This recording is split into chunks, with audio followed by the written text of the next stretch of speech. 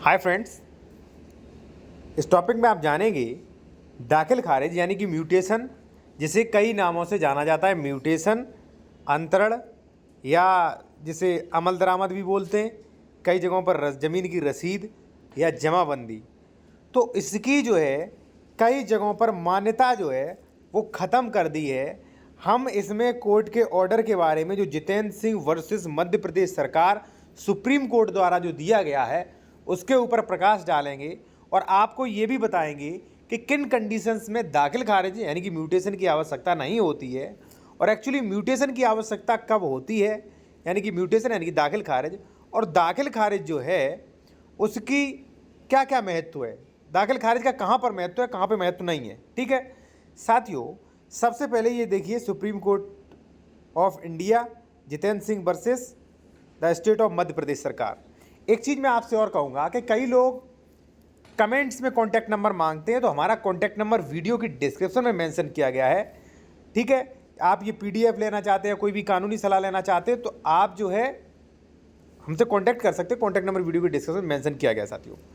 अब देखिए यहाँ पे क्या है, सुप्रीम कोर्ट ने कहा कि राजस्व रिकॉर्ड म्यूटेशन दाखिल खारिज प्रविष्टि केवल वित्तीय उद्देश्यों के लिए होती है, यह किसी व्यक्ति के पक्ष में अधिकार या स्वामित्व सरोकार हित प्रदान नहीं करती। बिल्कुल एग्जैक्टली सही कहा है, हालांकि कानून ही यही है लेकिन हम लोग भूल जाते हैं। ठीक है, और जो भी प्रशासनिक अधिकारी जो वकील ध्यान नहीं देते, फिर सुप्रीम कोर्ट वही बात जो है दोहराता। अब एक्चुअली हम आपको समझाएंगे, थोड़ा इस पर प्रकाश डालेंगे, उसके बाद में पूरा ऑर्डर आपको विस्तार से समझाएंगे। साथियों एक चीज़ मैं आपको बता दूं, जैसे मान लीजिए ये प्रॉपर्टी है, ठीक है, अब आप कहीं से भी हो, कई बार देखा होगा अगर प्लॉटिंग वाली प्रॉपर्टी है, ये प्लॉट बेच दिया है तो कई लोग प्लॉट का दाखिल खारिज नहीं कराते हैं, केवल रजिस्ट्री ले लेते हैं। तो दाखिल खारिज नहीं कराया तो इसका मतलब ये थोड़ी नहीं कि ज़मीन चली जाएगी। ठीक है, क्योंकि स्पष्ट लिखा है, सुप्रीम कोर्ट ने भी कहा कि दाखिल खारिज स्वामित्व सरकार प्रदान नहीं करता है।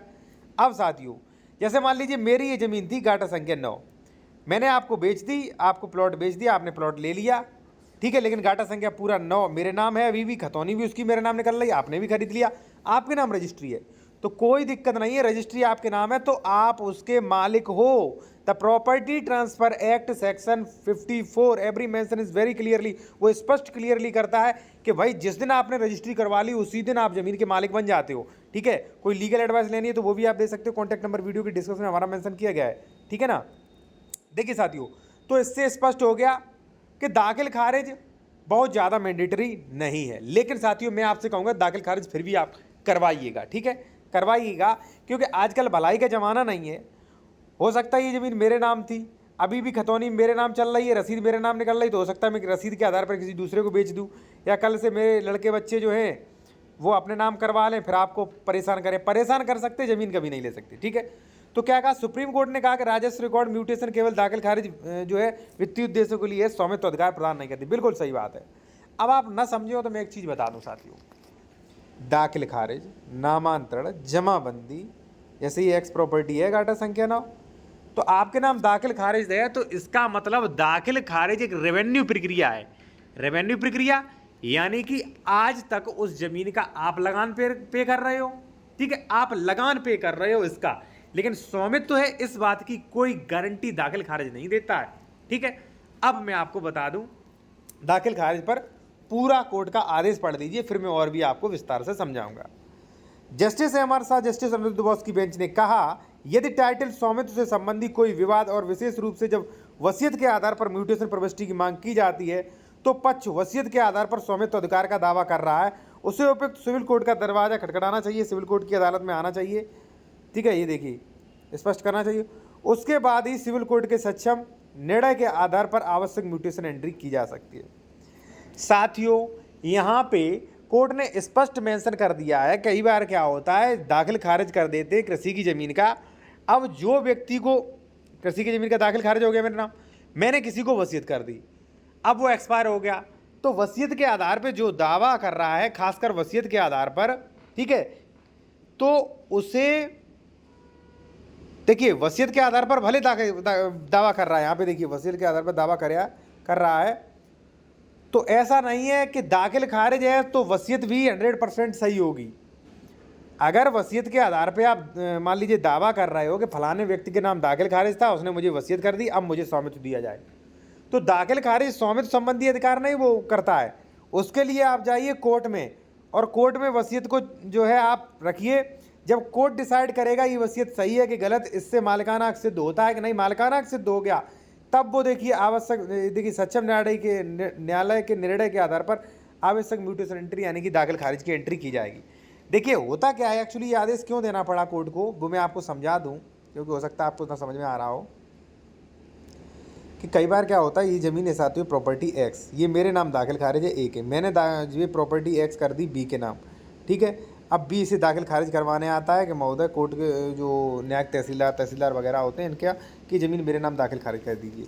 तो कोर्ट ये कह रहा है कि पहले आप वहाँ पे मत जाइए, पहले आप मेरे पास आइए, यहाँ पे देखिए लिखा है दरवाज़ा खटखटाना होता है किसका, सिविल कोर्ट में आइए आप, मैं डिसाइड करूँगा कि इससे स्वामित्व तो आपका बनता है कि नहीं। स्वामित्व अगर मान लीजिए मैं ऑर्डर दे दूँ कि वसीयत सही है, स्वामित्व आपका है, तो आप म्यूटेशन करवा लीजिए, उसके बाद दाखिल खारिज करवा लीजिए तहसील से, ठीक है। लेकिन लोग वाग सुनते ही नहीं हैं, लोग वाग जाते हैं तहसील और तहसील से ये आदेश हो जाते हैं। अब वसीयत संबंधी मैटर चल रहा है तो ये आदेश आपके लिए रामबाण है, ये केस जिता सकता है आपको, ठीक है। और ये मान लीजिए अगर आप लेना चाहते हैं तो ले सकते हैं, कॉन्टैक्ट नंबर वीडियो के डिस्क्रिप्शन में हमारा मेंशन किया गया, ठीक है साथियों। अब साथियों मैं एक चीज़ आपको बता दूँ, देखिए ये 5वां पॉइंट, जैसा कि यह हो सकता है कि कानून के तय नियमों के अनुसार म्यूटेशन प्रविष्टि व्यक्ति के पक्ष में कोई अधिकार स्वामित्व अधिकार सरोकार प्रदान नहीं करती, ठीक है। राजस्व रिकॉर्ड में म्यूटेशन केवल वित्तीय उद्देश्य के लिए होता है, यानी कि लगान के लिए होता है। आज तक उसका जमीन का टैक्स आप दे रहे हो, कल से जो खरीद लेगा वो देगा, या मान लीजिए लगान टैक्स दे रहे हो आप, ठीक है।